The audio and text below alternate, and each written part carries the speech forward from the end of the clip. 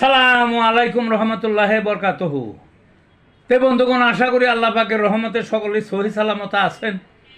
তে কবি Gazi Akkas Ali YouTube channel 017140885009 এর পক্ষ থেকে আপনাদের সকলের প্রতি রইল একান্ত আন্তরিক শুভেচ্ছা ও ভালোবাসা। তে বন্ধুগণ, এখন আপনাদের সামনে যে বয়ানটা রাখবার চেষ্টা করব, বয়ানটার নাম হলো জন্ডিস রোগে হোমিওপ্যাথিক চিকিৎসা।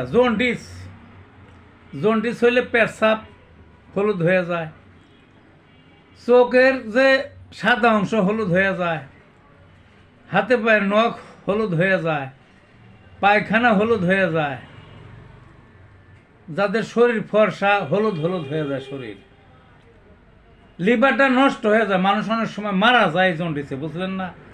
জন্ডিস অনেক প্রকার আছে, তো মরিনা জন্ডিসও আছে, কাজে হেলা খেলার না।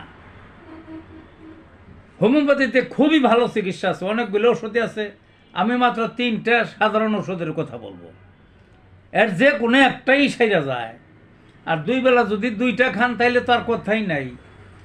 আর যদি 3 বেলা 3টা খান তাহলে যে কোনো অতি সহজে কয়েকদিনের মধ্যে সেরা যায়। কি সে ওষুধগুলো? একটা হলো সেলিডোনিয়াম মাদার, আরেকটা হইল কার্ডোয়াস মেরিয়ানা মাদার, আরেকটা হাইড্রাস্টিসক্যান মাদার। এই ওষুধগুলো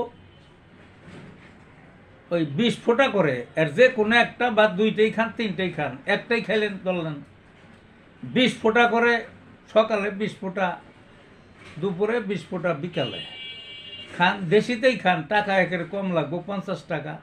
দেখবেন যে